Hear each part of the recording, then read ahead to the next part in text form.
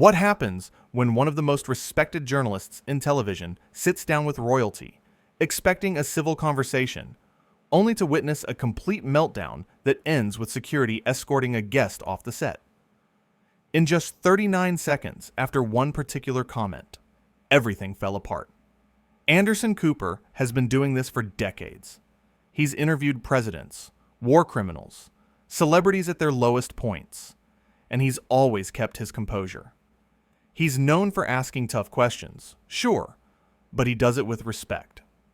He treats every guest like a human being, no matter who they are or what they've done.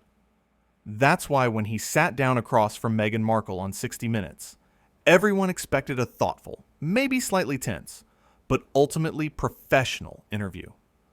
The studio lights were bright that evening.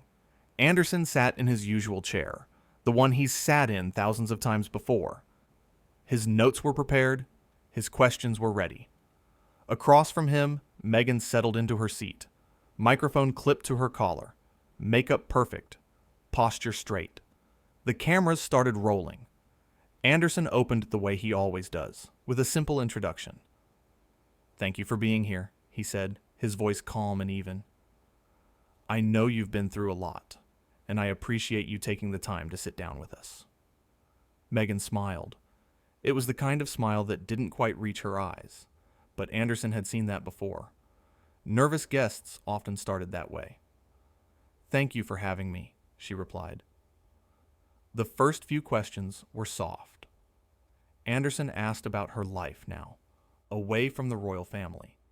He asked about her children, about adjusting to a different kind of public life.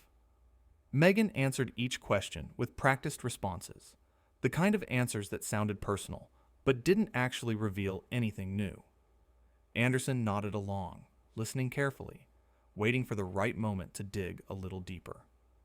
"You've spoken before about feeling isolated," Anderson said, leaning forward slightly. "Can you walk us through what that actually meant on a day-to-day basis?" Meghan's smile faded a bit. "Well, Anderson, I don't think people truly understand what it's like to have your entire life controlled by an institution that doesn't care about you as a person. I think a lot of people can relate to feeling controlled by larger systems," Anderson said gently. "But can you give us specific examples?" And that's when things started to shift. Meghan's jaw tightened. "Are you comparing my experience to regular people? Because I can assure you, Anderson, what I went through was unlike anything most people could even imagine." Anderson kept his voice level. "I'm not comparing. I'm asking for specifics so our viewers can understand your experience better." "Your viewers," Meghan repeated, and there was an edge to her voice now. "Your viewers have been fed lies about me for years. By the media, by the tabloids.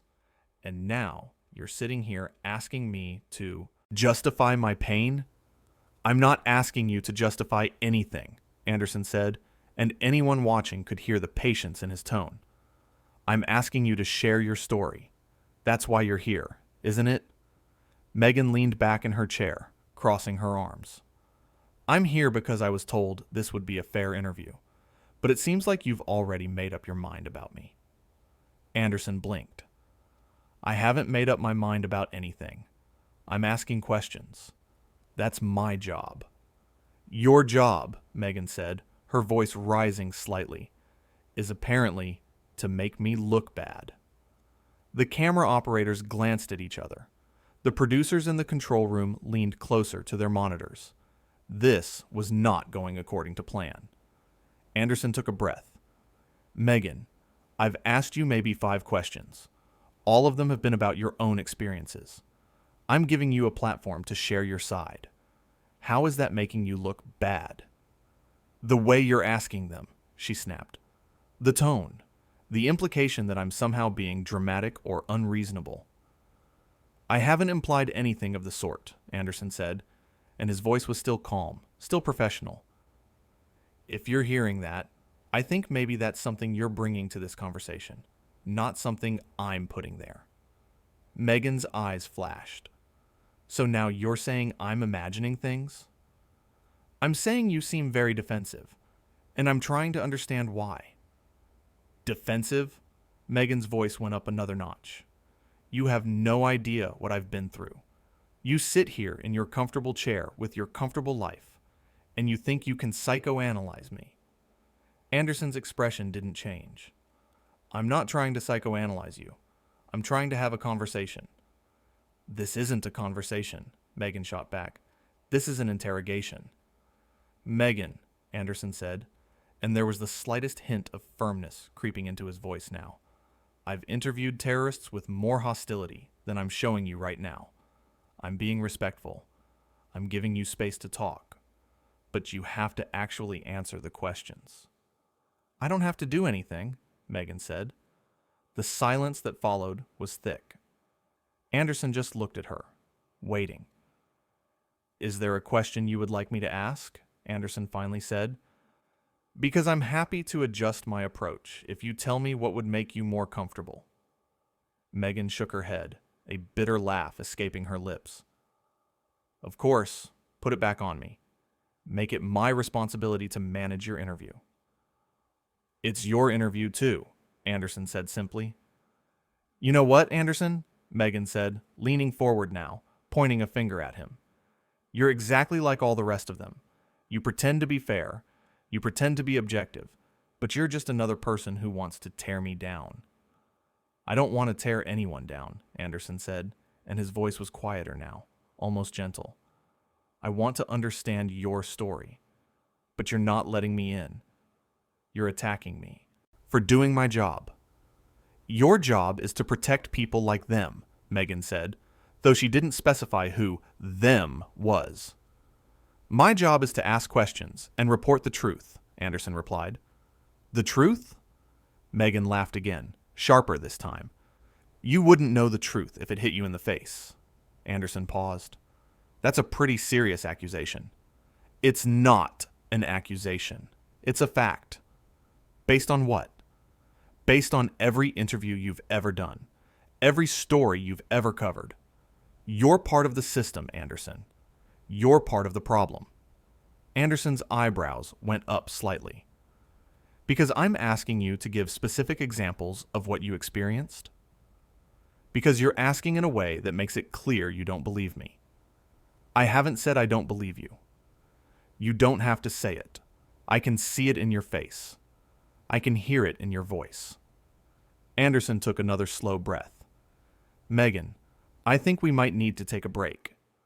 Oh, so now you want to run away? Meghan said, her voice dripping with sarcasm. No, I think we both need a moment to reset. I don't need a moment, Meghan said. I need you to do your job properly. I am doing my job. By attacking me? I haven't attacked you once. Yes, you have. Every question is an attack. Every word out of your mouth is designed to make me look crazy. Anderson's patience was still there, but it was being tested. Meghan, I've been doing this for a very long time. I know what an attack looks like. This isn't it. Maybe you don't know yourself as well as you think you do, she said. Maybe, Anderson said carefully. You came in here expecting a fight, and now you're determined to have one, regardless of what I actually say. Meghan stood up abruptly. How dare you? How dare I what? Anderson asked, still seated, still calm. How dare you sit there and tell me what I'm thinking? I'm not telling you what you're thinking. I'm observing your behavior. My behavior? Meghan's voice was loud now, echoing in the studio. My behavior is a response to your hostility. Meghan, Anderson said, standing up now too, I need you to take a breath. Don't tell me what to do. I'm not telling you what to do. I'm suggesting that we both take a second. You're condescending to me. I'm trying to de-escalate. By treating me like a child? By treating you like an adult who's very upset right now. Meghan grabbed her microphone and yanked it off her collar. You know what? I'm done. I'm done with this interview. I'm done with you. And I'm done with this entire network. Meghan, Anderson said, his voice still measured, you don't have to leave. Yes, I do. Because if I stay here one more second, I'm going to say something I'll regret. You've already said quite a bit, Anderson pointed out. Are you being smug now? No, I'm being honest. Honest? Meghan threw the microphone onto her chair. You wouldn't know honest if it walked up and introduced itself. Anderson just looked at her. Okay. Okay, Meghan repeated, her voice mocking. That's all you have to say? What would you like me to say? An apology would be nice. For what? For wasting my time. For ambushing me. For being part of the machine that's been trying to destroy me since day one. Anderson's expression was unreadable. I'm not going to apologize for asking you questions. That's what you agreed to when you came here. I agreed to a fair interview. And that's what I've been trying to give you. You have a funny definition of fair, Meghan said, grabbing her purse. Meghan, Anderson tried one more time. I really think if we just took 5 minutes and came back, we could have a productive conversation. I don't want a productive conversation with you, she said flatly. I want to leave. Then you're free to leave, Anderson said. No one's keeping you here. Good, Meghan said, turning toward the studio exit. But then she stopped. She turned back around, and there was something wild in her eyes now, something that made the entire crew tense up. You know what your problem is, Anderson? She said, walking back toward him. I'm sure you're about to tell me, Anderson said quietly. Your problem is that you think you're better than everyone else. You think because you've been on TV for so long, because people respect you, that you can talk down to people, that you can sit in judgment. I don't think I'm better than anyone, Anderson said. Yes, you do. I can see it. Everyone can see it. You're arrogant. You're self-righteous. And you hide it behind this fake humility, this pretend professionalism. Anderson's jaw tightened slightly. Are you finished? No, I'm not finished, Meghan said, and her voice was shaking now. You want to know what I think? I think you're a bully. I think you use your position to make people feel small. I think you get off on it. That's not true, Anderson said, and his voice was firm now, no longer gentle. Yes, it is, and everyone knows it. They're just too afraid to say it to your face. You're projecting, Anderson said. I'm projecting? Meghan's voice cracked. You're calling me a liar now? I'm saying you're upset, and you're lashing out at me because I'm here. I'm lashing out because you deserve it. Anderson shook his head slowly. I don't think we can continue this. Finally, something we agree on, Meghan said. I'm going to ask you to leave, Anderson said, his voice steady. Oh, you're asking me to leave now? Yes. After you spent the last 20 minutes trying to humiliate me? I didn't try to humiliate you. You did that yourself. The words hung in the air. Meghan's face went white, then red. How dare you? She whispered. I'm sorry if that hurts to hear, Anderson said, but it's the truth. You're a horrible person, Meghan said, her voice breaking. And you're behaving terribly, Anderson replied. I'm behaving terribly? Look at yourself. I have been nothing but professional, Anderson said, and there was steel in his voice now. I have been patient. I have been respectful. And you have spent this entire interview attacking me personally because I asked you basic journalistic questions. They weren't basic questions, Meghan insisted. Yes, they were. You were trying to trap me. I was trying to get you to tell your story. By making me look bad. You're making yourself look bad right now, Meghan.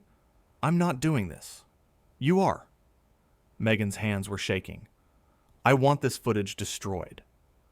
That's not going to happen, Anderson said. I didn't give permission for this. You signed a release. I'm revoking it. That's not how releases work. I'll sue you. That's your choice, Anderson said calmly. Meghan looked around wildly. Where's my lawyer? Get my lawyer in here right now. A producer stepped forward cautiously. Ma'am, we can call them, but maybe it would be better if we all just took a breath. Don't tell me to take a breath, Meghan snapped at the producer. Then she turned back to Anderson. This is all your fault. No, Anderson said simply. It's not. You ruined this. You're the one who started yelling. Because you provoked me. I asked you questions. That's not provocation. Yes, it is. When you asked them the way you did. The way I did was neutral and professional. No, it wasn't. Yes, it was. And when this airs, everyone will see that. Meghan's eyes widened. You're going to air this? Parts of it, yes. You can't do that. Yes, I can. And I will. I'll make sure everyone knows what you did here, Meghan said, her voice venomous. Go ahead, Anderson said.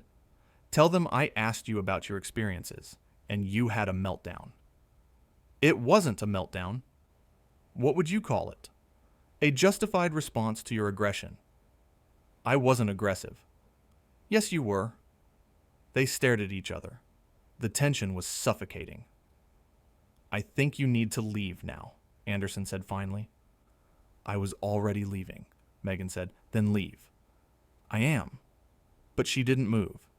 She just stood there, glaring at him. Meghan, Anderson said, and his voice was tired now. Please just go. You don't get to dismiss me, she said. I'm not dismissing you.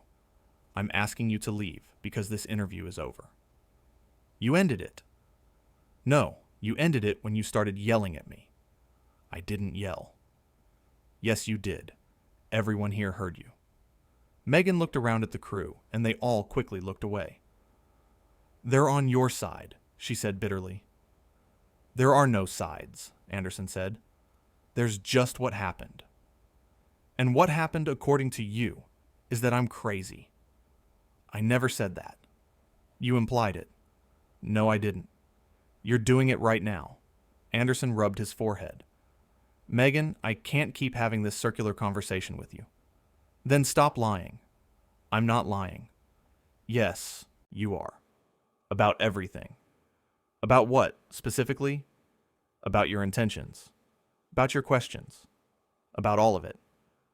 My intentions were to have a conversation. That's it. I don't believe you. I can't control what you believe. No, but you can control how you treat people. And I treated you with respect. No, you didn't. Anderson looked at someone off camera. Can we get security, please? Meghan's face twisted. You're calling security on me? You won't leave on your own. Because you're trying to throw me out. Because this interview is over, and you're still here yelling at me. I'm not yelling, Meghan said, though her voice was raised. You are, right now. 2 security guards entered the studio. They looked uncomfortable. Ma'am, one of them said gently, we need you to come with us. Don't touch me, Meghan said, stepping back. No one's going to touch you, the guard assured her. We just need you to leave the studio. This is insane, Meghan said, looking at Anderson. You're having me removed like I'm some kind of criminal. You're not a criminal, Anderson said, but you are disrupting the workplace, and I'm asking you to leave. You're going to regret this, Meghan said. Maybe, Anderson said, but right now, I need you to go. The security guards moved closer, flanking her, but not touching her. This is unbelievable, Meghan muttered, but she finally started walking toward the exit. She stopped at the door, turned back one last time. You're a terrible journalist, she said. Anderson didn't respond. He just watched her leave. The door closed behind her with a heavy thud. The studio was silent, except for the hum of the lights and equipment. Anderson stood there for a long moment, then slowly sat back down in his chair. He looked at the camera, which was still rolling. Well, he said quietly, that was unexpected. The crew remained frozen, unsure what to do or say. Anderson unclipped his own microphone, set it carefully on the table, and walked off the set without another word. The cameras finally stopped rolling.